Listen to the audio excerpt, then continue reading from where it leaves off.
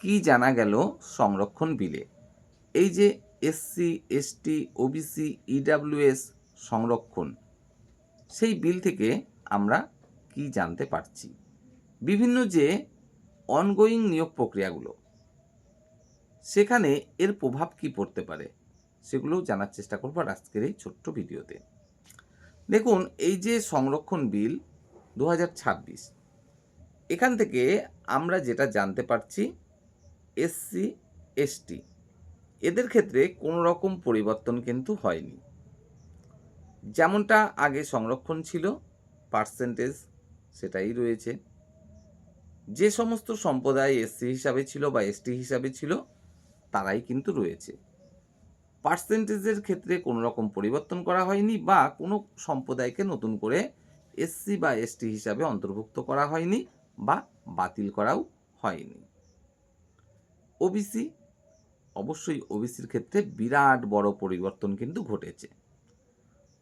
আমরা দেখেছিলাম 1993 সালের যে সংরক্ষণ বিল, সেখানে ওবিসি হিসাবে সংরক্ষণের সুযোগ সুবিধা পাওয়ার জন্য যে তালিকা, সেই তালিকায় ছিল মাত্র 66টি সম্প্রদায়।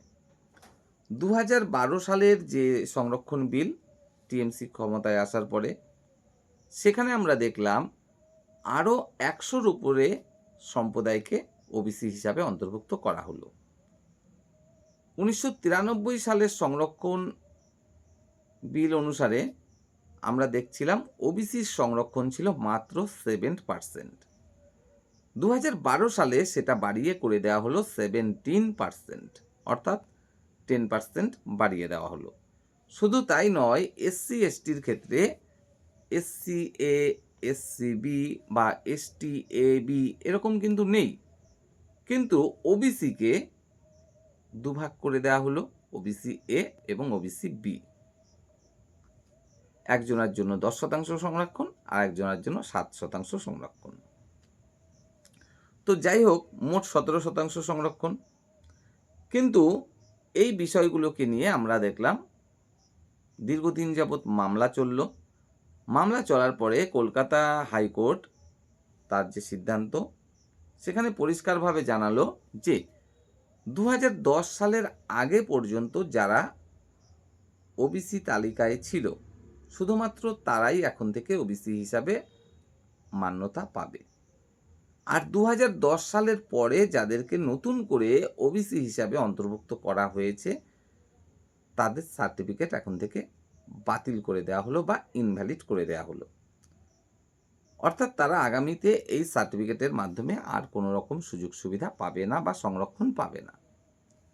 তবে ইতিমধ্যে কোনো ব্যক্তি যদি এই সার্টিফিকেটের মাধ্যমে কোনো রকম সুযোগ সুবিধা গ্রহণ করে থাকেন, তাহলে সেটা কিন্তু বজায় থাকবে। তো যাই হোক, রাজ্যে তখন ছিল টিএমসি সরকার, তারা এই বিষয়টা কিন্তু মেনে নিতে একদমই ইচ্ছুক ছিল না। তাই আবারও আদালতের দ্বারস্থ হলো, কেস চলছিল।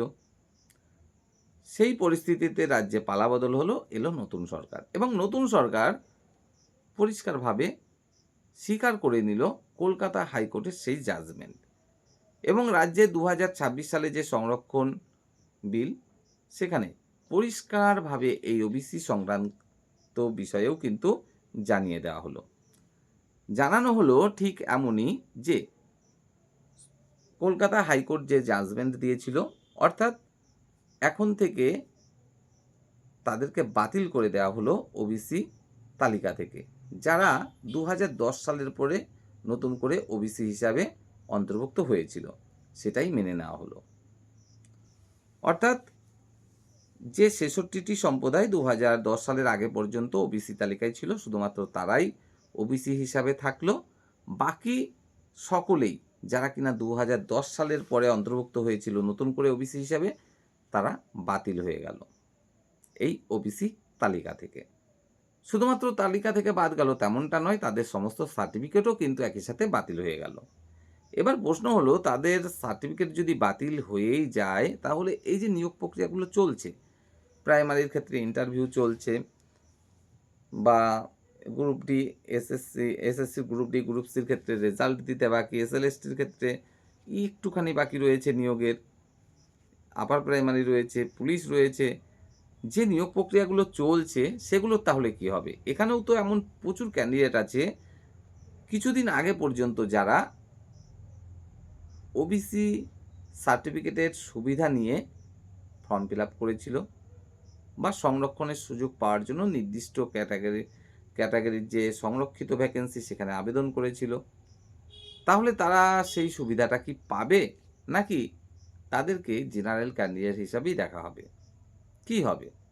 17% সংরক্ষণ কি পাওয়া যাবে এই নিয়োগগুলোতে ওবিসিতে, নাকি 7% সংরক্ষণ পাওয়া যাবে আর বাকি 10% চলে যাবে আনরিজার্ভ ভ্যাকেন্সিতে?